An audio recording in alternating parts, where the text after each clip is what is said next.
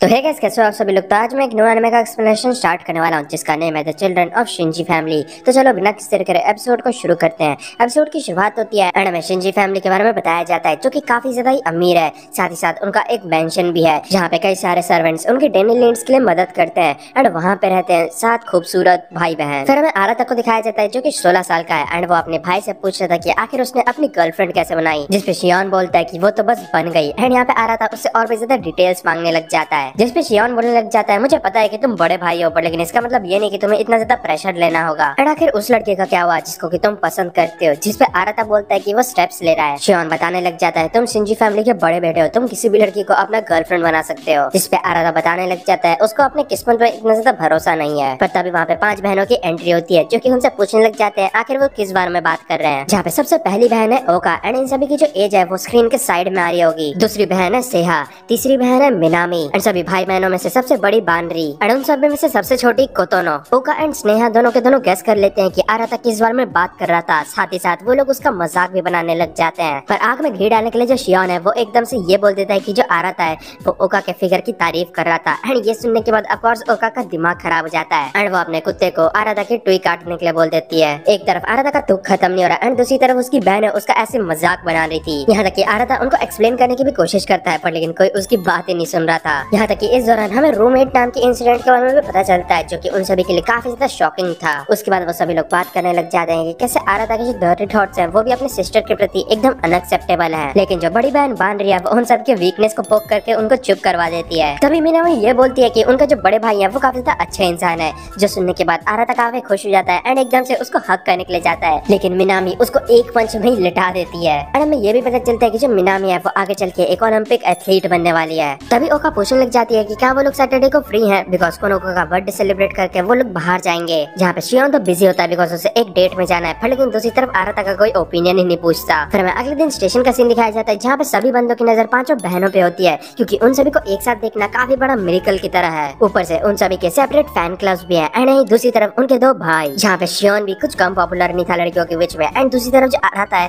वो लड़कों के बीच में पॉपुलर था अपने मसल्स के चलते। फिर हमें स्कूल वॉशरूम का सीन दिखाया जाता है जहाँ पे शियोन एंड आराता बात कर रहे थे। जहाँ पे जो लोग है वो बस यही देखते हैं कि कैसे वो दोनों लड़कियों के साथ रहना है पर लेकिन किसी को ये नहीं पता कि आखिर उनको कितना ज्यादा सफर करना पड़ता है हर दिन। उनके घर में जो पॉलिटिक्स चलता है उसमें वो लोग अपोजिशन पार्टी का रोल प्ले करते हैं एंड अगर वो लोग हमें मारते भी हैं तब भी हम लोग फाइट बैक नहीं कर सकते। साथ ही साथ पेरेंट्स भी हमेशा उन्हीं की साइड लेंगे जिसके कारण बचपन से ही वो दोनों काफी ज्यादा पिटे हैं। फिर हमें उनकी बहनों के बारे में और भी ज्यादा डिटेल्स पता चलती है जहाँ पे उनकी बड़ी बहन बानरी एक प्रेस्टिजियस यूनिवर्सिटी में फ्रेशमैन है। साथ ही साथ वो नर्स बनने की तैयारी कर रही है। उनकी नेक्स्ट सिस्टर है सेहा जो की करंटली साइंस क्लब की प्रेसिडेंट है। साथ ही साथ वो पूरे स्कूल में फर्स्ट रैंक होल्ड करती है। वो काफी ज्यादा कूल एंड टैलेंटेड है जिसके कारण उसके काफी सारे फैंस भी है। नेक्स्ट सिस्टर है ओका जो कि एकेडमिक एंड एथलेटिक दोनों में ही सभी लोगों को आउटशाइन कर देती है। यहाँ तक कि वो स्विमिंग एंड ट्रैकिंग क्लब की एस है। ऊपर से वो नेक्स्ट स्टूडेंट काउंसिल प्रेसिडेंट भी बन सकती है जिसके कारण लोग उसको काफी ज्यादा पसंद करते हैं। 4th नंबर पे आती है मिनामी जो कि एक प्रोडिजी है बिकॉज जूनियर हाई में वो टेनिस चैंपियन लगातार 3 बार जीत चुकी है एंड फ्यूचर में वो एक ओलंपिक एथलीट भी बनने वाली है जिसके कारण वो काफी ज्यादा पॉपुलर है।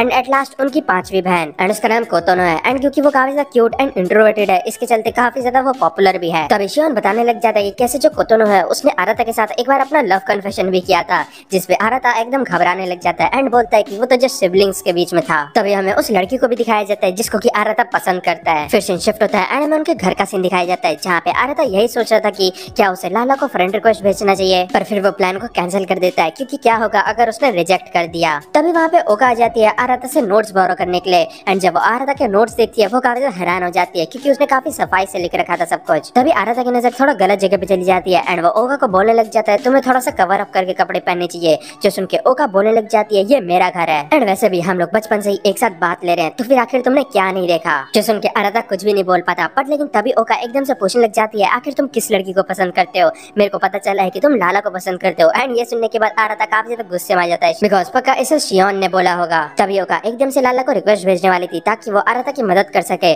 पर लेकिन आराता उसको ये करने के लिए मना कर देता है। जो सुन के ओका गुस्से में जाती है एंड वो आराता को काफी ज्यादा उल्टा सीधा सुना के वहाँ से निकल लेती है। दूसरी तरफ हमें कोतोनो को दिखाया जाता है जो कि अपनी फैमिली फोटो में आराता को घूरे जा रही थी। तभी सीन शिफ्ट होता है एंड में अगले दिन स्कूल के बाद का सीन दिखाया जाता है जहाँ पे आराता सोच रहा था कि मैंने ये चीज कई बार सोची है कि क्या होता अगर मैं शिंजी फैमिली में पैदा नहीं हुआ होता या फिर मेरे पास 5 बहनें नहीं होती, क्या मेरा जो फ्यूचर है वो डिफरेंट होता। एंड तभी उसको अपने सामने लाला दिखती है जो कि किसी और लड़के के साथ होती है। फिर हमें उसके घर का सीन दिखाया जाता है जहाँ पे वो अपने रूम से निकलता है क्योंकि उसके बहन की बर्थडे पार्टी होने वाली है। एंड तभी उसको अपने सामने ओका दिखती है जो कि काफी अच्छी तरीके से रेडी हुई थी। एंड तभी वो बताने लग जाती है डैड ने ये बोला था कि अगर तुम अच्छी तरीके से ड्रेस नहीं होगे तब तुम्हें कभी कुछ नहीं मिलेगा। एंड फिर वो आरता की तारीफ भी करती है। उसके बाद वो सभी लोग डाइनिंग टेबल में पहुंच जाते हैं। इस दौरान आरता के मन में काफी सारे सवाल चल रहे थे जैसे कि उसका फ्यूचर, मैरिज एंड बच्चे। तभी मिनामी एंड ओका के बीच में झगड़ा शुरू हो जाता है क्योंकि ओका के जो एयरबड्स है उसको मिनामी ने गुम कर दिया था। हर कोई चिंता करने लग जाता है एंड उनको शांत करने की भी ट्राई करता है, पर लेकिन तभी एकदम से आरता जोर से चिल्लाता है एंड उनको शांत होने के लिए बोलता है बिकॉज वो लोग भाई बहन है। एंड ये सुनने के बाद वो दोनों काफी ज्यादा एम्बैरेस्ड हो जाते हैं एंड यहाँ पे सभी लोग काफी ज्यादा खुश होते हैं। एंड तभी वहाँ पे उनके डैड की एंट्री होती है जो कि अपने बच्चों को देखने के बाद काफी ज्यादा खुश होते हैं। जैसे ही वो सभी लोग खाना शुरू करने वाले थे उसके पहले उनके फादर बताने लग जाते हैं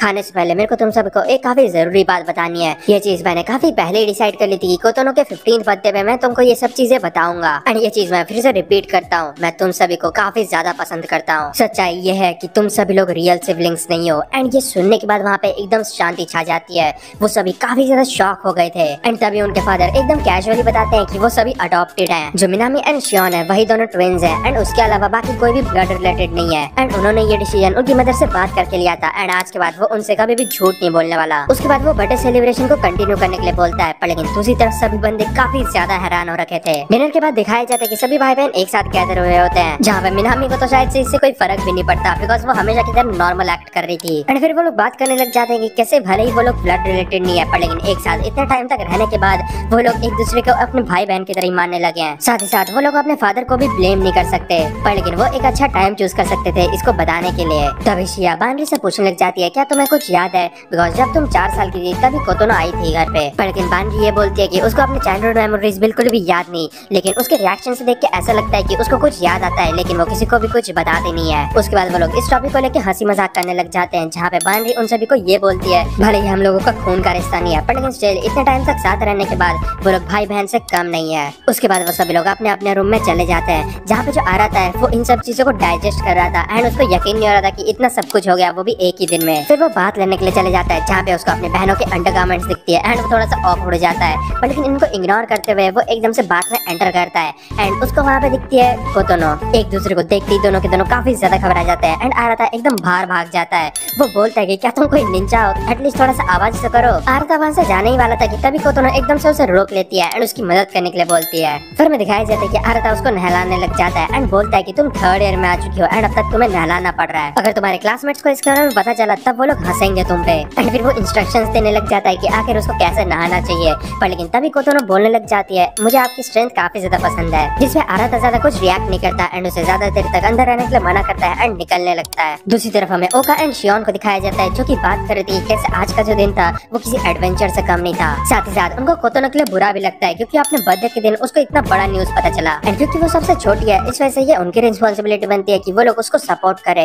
एंड तभी शियोन बताने लग जाता है कैसे उसको इन सब चीजों को सुनने के बाद यकीन ही नहीं हो रहा। तभी ओका पूछने लग जाती है कि क्या आरता ने कुछ बोला, जिसपे शियोन बोलने लग जाता है क्या तुम उसकी चिंता कर रही हो। जो सुनकर ओका बोलने लग जाती है ऐसा कुछ भी नहीं है, वो बस हमें बचपन से ही ट्विंस की तरह रेस किया गया है तो फिर ये थोड़ा सा सडन था कि हम लोग अडॉप्टेड हैं। जिसपे शियोन बताने लग जाता है इससे भी कोई फर्क नहीं पड़ता बिकॉज वो अभी भी हमारा भरोसेमंद बड़ा भाई है एंड ऑफ कोर्स अगर पब्लिक को इसके बारे में पता चला तब काफी बड़ा हंगामा हो जाएगा। ऊपर से यहाँ पे सिबलिंग मैरिज की भी बात आ जाती है। यहीं दूसरी तरफ हमें दिखाया जाता है कि जो कोतोनो है उसने आरता को पीछे से पकड़ लिया था एंड इसी के साथ ये जो एपिसोड है वो खत्म होता है। तो गाइस कमेंट्स में बताना कि आपको ये एपिसोड कैसा लगा एंड अगर आपको वीडियो अच्छी लगी है तो वीडियो को लाइक कर देना एंड चैनल को भी सब्सक्राइब कर देना।